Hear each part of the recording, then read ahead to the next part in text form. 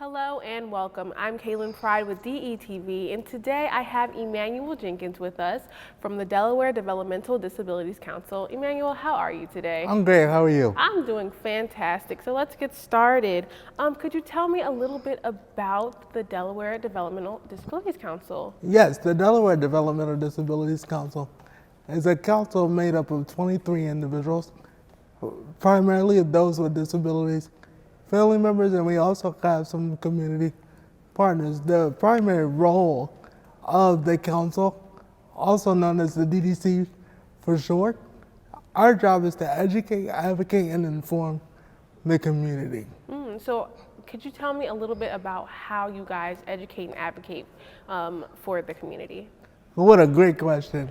So we do all three of those roles simply by really being part of the community and really creating projects such as the Disability Pride project. We are primarily the central focus for those with disability in the state of Delaware.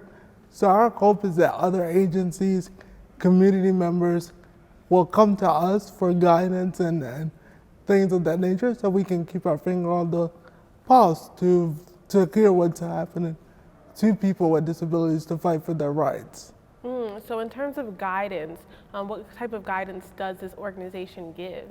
So we are really heavy in legislation. So anything that is happening in legislation at our local spot, we're at the forefront of that. So we work really closely with legislators to help them write policy, help them pass laws, and we also have to defend some legislation as well for those that may not be as informed about different laws. Our job is to also not only educate but also defend some of the bills that are being passed that may not be right for people with disabilities. So as the community relations officer, could you tell me a bit about your role in the organization? Wow. My role is fairly new. I've been with the council for about 6 years now, but my role as the community relations officer happened shortly after the pandemic came. And my role is to really listen to the community. One of our other mandates is to hold other agencies accountable.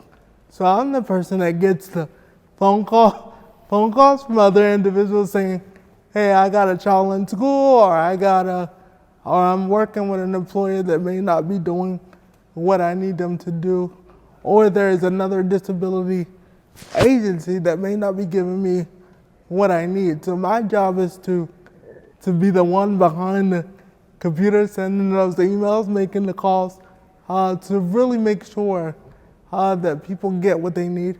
Also, as the community relations officer, my job is to also deal with the media, the public, such as interviews like this, but also dealing with some newspapers and making sure that the image of the council is out to the public, and we really have a spotlight on who we are and what we do. I love that. So you mentioned earlier about the Disability Pride project. Could you give me a little bit more information about that? Yes, we are super excited about this project.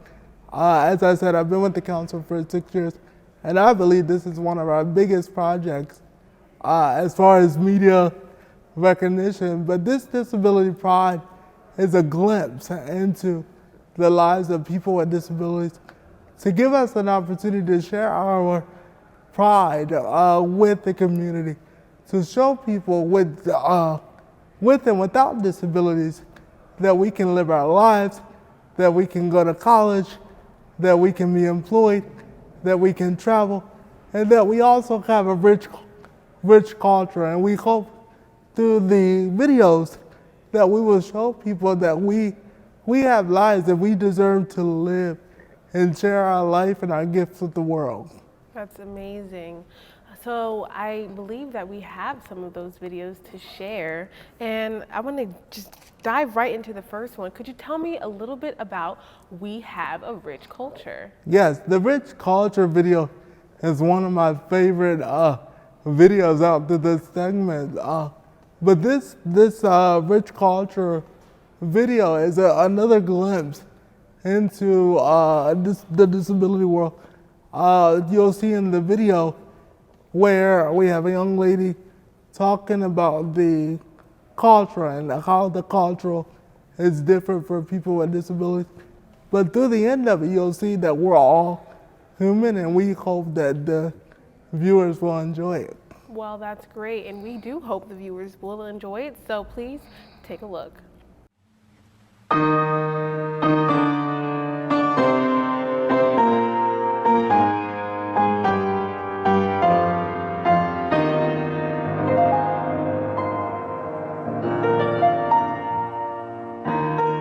Do not reject or neglect us, and don't try to kick us to the curb.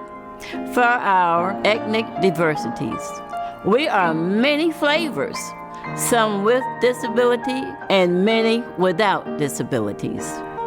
We are proud of being who we are: Black, white skin, Latinos, and many other ethnic groups. Practicing religion of our choice, nurturing our disabilities with our music, food for taste, and creative arts. Loved by our families, friends, and self-motivated. Our thoughts reflect mandate that we are equal in our society. We are a rich culture with many flavors integrated into today's society.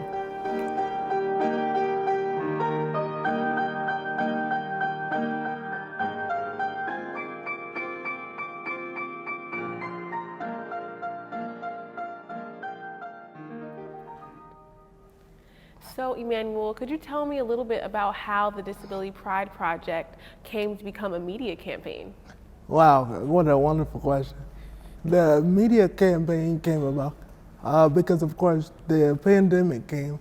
This original idea and project was going to be a day, and it was going to be basically set up like a festival to show our disability pride. We planned on having vendors and games and speakers, and then all of a sudden this little thing called a pandemic came. So we had to do what most people have done, and people with disabilities do it quite well, is to adapt. So we knew as a council to adapt, and the policy and law committee of our council decided to pivot to a media campaign. Oh, wow. So why, of course, with the pandemic, no one was able to go out and be in person and do things. But like you just stated, the policy and law committee, why specifically did they want to make videos such as the one we just saw? So, as we started to think about this, we could have had a day, people could have came out, we could have had all, bells and whistles and eat off the food trucks and things like that. But the great thing about a media campaign is the fact that it will live on forever. We get to educate, advocate, and inform timelessly, like good music. It never gets old. So our hope is that through our media campaign, it will never get old, and people will continue to watch them and be educated and entertained all in the same process. Oh, wow. And let's take a look at our next video, Living My Best Life. Mi nombre es Nancy Lemus. Mi hijo se llama Christopher García. Yo nací en México, nací en el estado de Guanajuato y he estado aquí en Delaware desde que tengo 4 años. Y Chris nació aquí. Él es un niño típico de 16 años. Cuando le conviene, le entiende, y cuando no, no entiende. Su maestro dice que él es el class clown.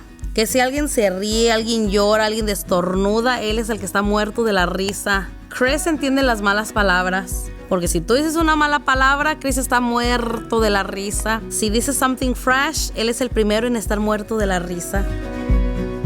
Antes de COVID, él se iba al cine con su enfermero. Cada fin de semana se iban al cine.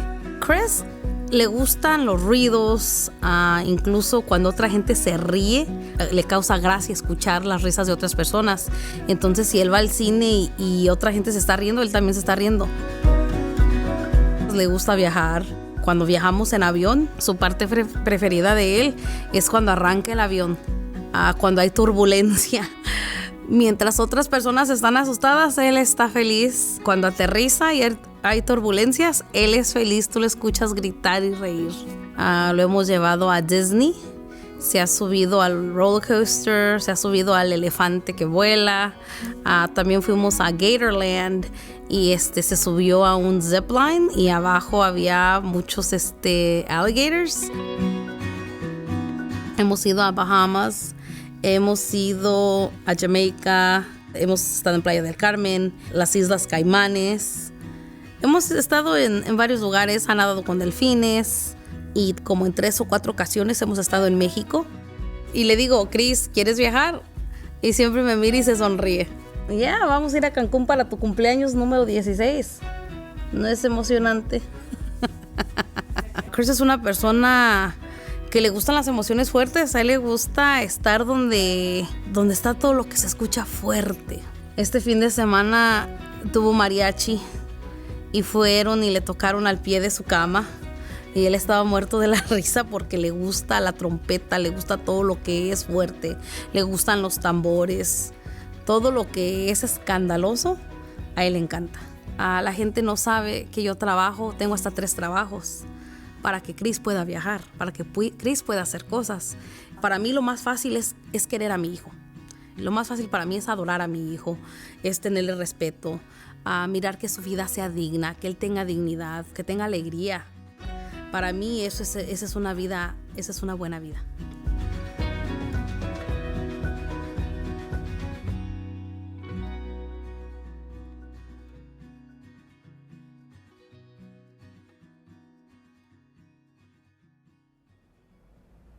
Joining us now, we have Nancy Lemus, a member of the DDC Council, and Christopher Garcia, a self-advocate. How are you today? I am well, thank you so much. Thank you. So as a self-advocate, could you tell me about how the DDC has impacted your life and what it means to you? The Disability Council is very, very important to me. It has taught me how to be efficient, how to be assertive, and how to get my message across in a way that it's empathetic and that people can really understand why we do the things that we do.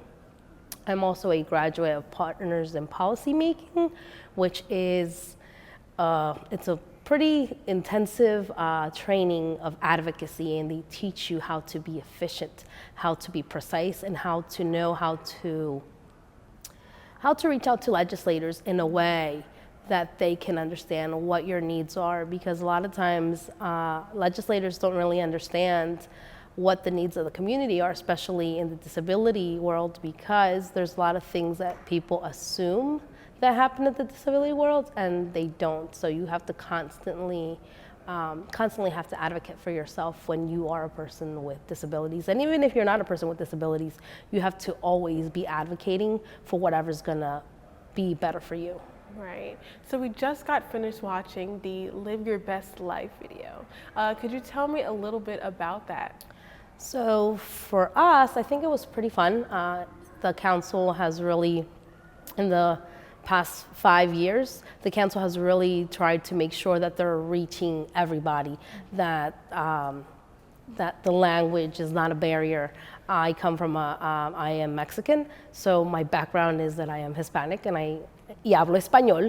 So we want to make sure that all communities know that we're there, that they can reach us, and that even if English is a second language to them, that we're doing everything we can so that we can reach everybody, so that nobody goes unserviced. And that's why we have Emmanuel, and that makes a big difference, because now people can actually call the council and say, I need this resource, I don't know where to go, and then Emmanuel can actually get them to where they need to go. Where I think at the beginning, there was a lot of resources, but not as efficient as we are now with Emmanuel in the position that he's in. He really makes sure that nobody goes without the services that they need. Wow, it sounds like Emmanuel is making a huge impact when it comes to the DDC. All right, well, next up, we have the Love Better Together video. Let's take a look at that. We've been together for 20 years. 20 years. And married 4 years. We actually met at Bank of America. MBNA at the time. Leslie. Laura. Well, we met on the dating site on Facebook a little over a month ago. She was persistent. She was very persistent. We've been pretty much inseparable since. I have been with my wife for 39 years. When I first met Bill, I was newly divorced. We were in our 30s. We weren't fresh out of high school or anything. I invited him over to my 19th birthday party. And ever since then, I fell in love with him. She took me to the riverfront. What was that place called? Timothy's. And we had lunch. I'm pretty sure my profile said no hiking, but she tricked me and made me park the car all the way on one side and we walked to the other. And I was like, don't think I didn't notice what you did there. I mean, I always liked her from the very beginning, and it's just that I just couldn't stop loving her from the beginning. Okay, who's more romantic? He is very romantic. He loves to cook. I help him cook. It's not all about the romantic. It's more of, the simple romantic, if that's even a thing anymore. I don't know, what is romance? Sometimes it can be cooking together, or it can be, sitting out in the yard. It can be playing with the dogs. Just writing a little note. I save all the notes, they're on my mirror. Going for a drive. Packing a lunch. Sometimes it's sitting in 2 separate rooms because we don't like the same thing on TV.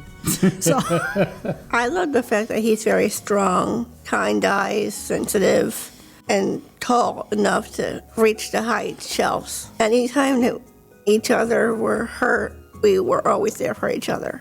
I mean, she's always there for me no matter what. That's how I know that she was the one. You never know with online dating and who you're going to meet and what they're like in person. I found a keeper. Well, she's compassionate in just about everything she does. So you like my compassion, huh?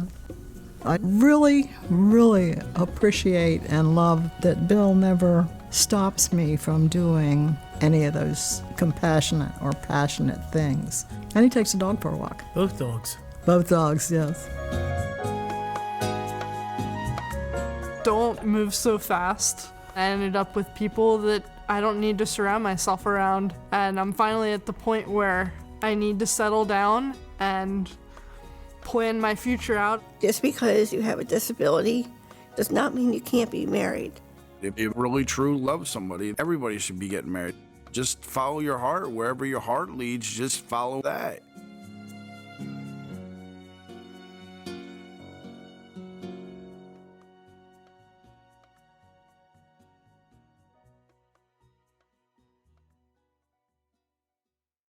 So I see that there's a video called Really? Really? Could you tell me a little bit about the thought process behind that video and the title as well? Yes, really is one of our most valuable possessions. The title of that video is exactly what it is, really. Because people tend to do a lot of things to people with disabilities or around people with disabilities where people would do them and you would literally want to look at them and say, really? So the segment that is portrayed shows different examples of situations that people with disabilities are in where things happen to them. You'll see in the scene where we have a gentleman, one of our council members is literally opening the door for himself and a couple comes by and sneaks in and says, thank you, but they don't really realize that he is struggling to open the door for himself. And I don't want to give all away other secrets, but that is the whole focus behind the video. Well, let's not give it all away, so let's check out Really right now.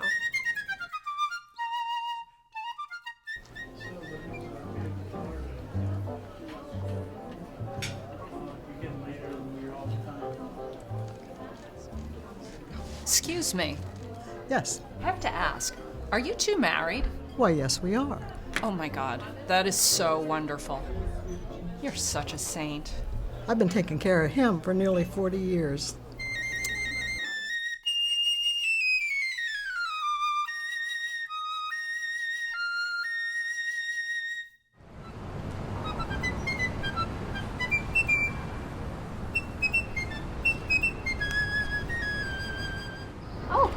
Thank you.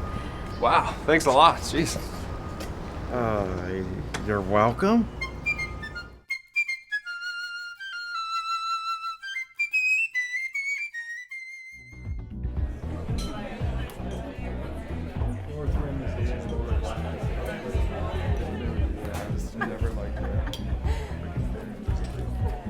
Do I look like a coat rack to you?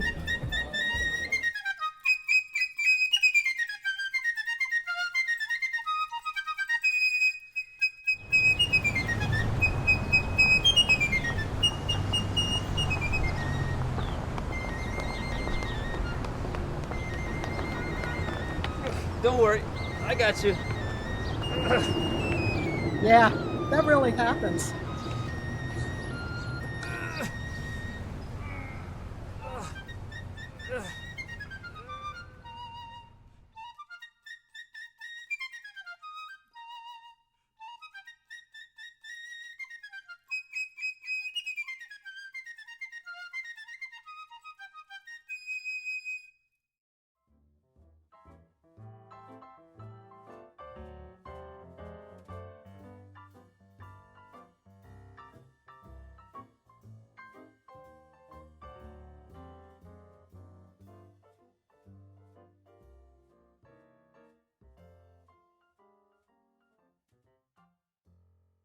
Emmanuel, what would you like your viewers to take away from this project? We hope that our viewers will take away the fact that whether you have a disability or not, that we all have pride, especially those with disabilities, to be comfortable in who they are and what they have to offer. What's next for the DDC? I think next for the DDC is one of the biggest things that the DDC does is that they work together with other agencies, and this collaboration also makes it so that the tables are always getting longer and that we always have somebody at the table that can always advocate for people with disabilities, so that we can make sure that our, what is it, Emmanuel, that they say, nothing for us without us? You got it, you got it. And I think that collaboration also has really enlightened a lot of issues that we have in the disability world, where me as a caregiver, as a mother, I have issues with Christopher as a young man, which we can relate to Emmanuel, that he went through these things when he was a young man, when he was Christopher's age, and that some things haven't changed. So with having me and Emmanuel at the table with people that are in position to make changes, I think we have struck a couple nerves, and we're getting some really good stuff done, and that's only the beginning. It's only the beginning. I love that. All right, and Emmanuel, last question. What do you see next for the DDC? So for us, our hope is that we continue this disability pride movement, because it is a movement. We call it a campaign, but it's really a movement. Coming up next, we're actually going to take a deeper dive into this whole thing, disability pride. So be on the lookout for us to really spreading the pride over the next couple of years. Well, this organization definitely has a lot of pride to spread throughout Delaware and the entire community. Thank you so much for joining us.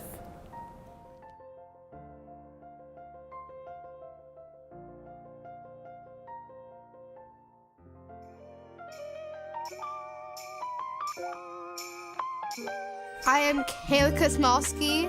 I'm in 9th grade and I am 15 years old. I make honor roll in high school. I am going to be amazing sophomore. I love to do cheer and hang out with my friends. I'm gonna take driver's ed this year. It's gonna be amazing. I see people looking at me, oh, that girl is rocking that pink car. I have all the social media, TikTok, I have Snapchat, I have Instagram, because you can connect with people, and I love to dance because it brings me good mood. I am a Down syndrome girl. Having Down syndrome is great for me. We all have differences. We try our hardest, and I'm so proud of myself. I'm the first daughter with a disability, and I love my mom so much. She is amazing. She gives people back with charities, with Down syndrome, with autism, with wheelchairs. And we do things with 321, which is nonprofit with a disability. My dad is the president of it, and we do fundraisers. We went to Washington, D.C., and we met with Joe Biden. He was been my hero since when I was like 5 or 6 or 7. Kayla's Law helps people with disabilities and save money. It's a big deal. It's important. I was super, super proud of myself. Well, my favorite thing to do for cheer is to smile and to do the cheers and practicing the cheers. I say to my mother, whenever I go to cheer, don't be stressed, Mom. You're my hero, and you always keep me smiling no matter what. And she's been a rock star. She's so inspirational.